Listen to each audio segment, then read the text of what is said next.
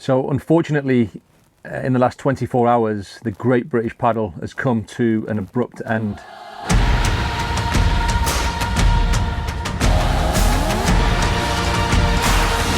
That we must act firmly in the face of this virus. And that is why we announced significant additional measures on Saturday. After 149 days, 7 hours, 36 minutes, 2,377.29 kilometres, the Great British Paddle sadly came to an abrupt end after we were informed by Scottish Government officials that to continue would be in breach of new COVID regulations and laws. When the paddle finished, we were 23 kilometres away from a new world first at John O'Groats, but we decided to stop short and do the right thing. We said as a team from day one that this was never about a world record, an award or any kind of applause. It was about inspiring young people both overseas and back home through the gift of education and the spirit of adventure. Anything else that came on top of that was a bonus, but certainly not our main objective. There are lots of positives to take from it. We've had the most amazing team that have been integral to the success of the project. And I call it a success even though we haven't made our target, because this was never about what I was doing. It was all about why we were doing what we did. The north coast of Scotland has been one of the toughest legs of this journey without a doubt. We thought by getting round Cape Wrath, after everybody told us it was impossible, that we'd be plain sailing on our way. But actually, Cape Wrath was the gateway of what was to come. We've spent the last 2 weeks on the north coast, and I think we've had maybe 3 paddles in the 14-15 days we've been up here. The weather has been relentless, as it has been throughout the Great British Paddle. The psychological torture of sitting on the ocean in harsh conditions, looking out of my cabin window, waiting for that next paddle window, has been absolutely brutal. I think there are many lessons that we can share from the Great British Paddle. I think firstly, it's about remembering your why. There was so many tough times throughout this where I felt the world was against me. I felt we weren't going to make progress. I really wanted to give up. I wanted to go home.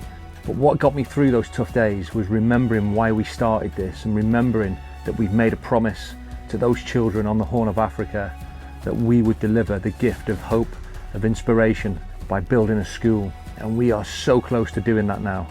It's not the critic that counts. You will always find detractors, non-believers, people who want to pull you away from your main objective. But I say, unless they're in the arena and they're getting their ass kicked with you, don't give them the privilege of being in your headspace. Stay in the game. Whatever life throws at you, whatever comes up, just stay in the game. Every morning, get up, get dressed, show up, and give it 110%. Focus, focus, focus.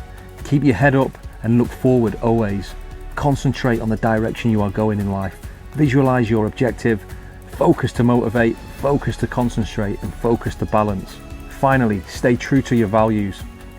Your values are your internal compass to help you navigate throughout life. If you compromise them, you will get lost quickly and stop moving forward. Never forget who you are and what you stand for. I've been so fortunate to work with the most incredible team. I've met different companies and sponsors and brands from all over the world, and been amazed by the generosity of the Great British public who have continued to support this throughout the hardships that we've faced. I think for me, I had a big dream at the start of this paddle, and I was committed to doing my best and giving 110%.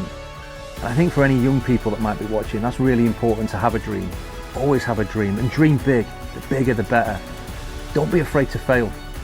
Don't be afraid to take chances, but always give 110%. Commit to whatever it is. Be disciplined, persevere, and most importantly, never give up. I'm very proud to have paddled further and harder for longer than anyone has ever paddleboarded on the open ocean before. This was the most incredible expedition, and it was a privilege, an honour and a pleasure to be part of the Great British Paddle. Jordan, what's the 3 things you're looking forward to most once you get home? See my daughter, definitely 100%. Probably getting a decent meal for the first time. Getting this haircut, look at that, having a shave. Being warm, just generally warm for once. Being able to put the heating on and turn it down when I get too hot. Imagine that feeling when you're getting too hot. I can't imagine what that feels like anymore. Not feeling sick just by being alive. I won't miss your Crocs, that's for sure. Yeah. Why are you going to miss the most? I think the people are what make an expedition. In fact, one of the biggest standout moments is when Tori went to the toilet. I knew that was going to be the When Tori went to the toilet off the coast of Ireland, and I saw what came out of Tori float past me, and it was about a quarter the size of my paddleboard. And everyone knows that's true. Yeah. And the funniest part about that was when I shouted from outside on the paddleboard. I said, "Tori, have you just been to the toilet?" It was a bit more explicit than that, actually.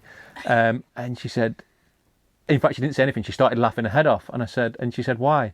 And I said, "Because it nearly knocked me off my paddleboard." What would you tell yourself on day one if you could go meet day one Jordan? What would you say to him? You're absolutely mental. What are you thinking? I can remember in the first week or two thinking, what am I doing? And that was when the water was flat and calm. I think it'd have been impossible to start up here and go the other way. I think we learned so much in that first leg, that first 2 months. I learned so much about paddling, and was very fortunate to work and spend time with some incredible paddlers as well on the south coast. Some amazing people out there, you know, so too many to name, but a special thank you especially to James at Eaton Harris and Chartercross. He gave me a great source of morale when I was feeling low, often with his messages and his WhatsApp jokes. And also to the Angels, the expedition sponsors, Sarah and Angela. What incredible women who always went above and beyond to support us. I think we probably would have froze to death actually if it wasn't for them getting us some sleeping bags in the last few weeks. What's been the best meal that someone's cooked? Oh, the best meal has got to be Max's Sunday roast for me, because I'm a big Sunday roast fan. Paula as well. Paula, I enjoyed the psychology side of it with Paula. It was very interesting woman, interesting philosophies and tips. And I think the psychological side, I learned a lot about myself and about life, and how you can, just by changing the way you think, you can get over challenging situations and overcome adversity. I think it's very interesting. Something I'll probably spend more time looking at and learning about in the future, maybe. Do you think you've learned more about yourself after doing this? I think so. I think I've learned. I think patience. I've learned that, you know, if you can't control something, well then don't worry about it, because there's nothing you can do. I would just like to say a huge thank you from myself and on behalf of my team to everybody who has donated to the charitable cause, to everybody who has helped us, the people who have paddled alongside me, the amazing sponsors that allowed me to take on this incredible adventure. Anybody who helped us in any way, shape or form, you've all been a huge difference, and your help is greatly appreciated from the bottom of all our hearts. Be the difference that makes a difference.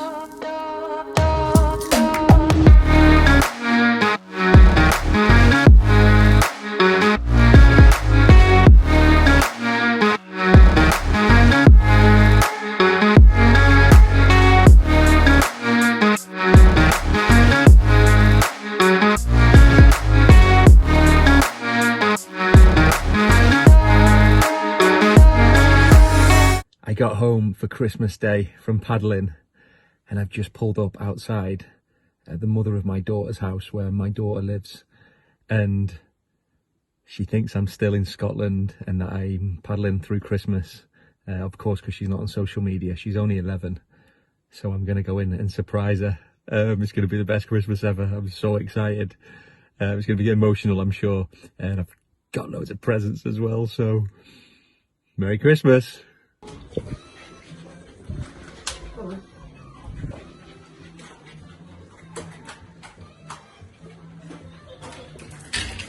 Here we go.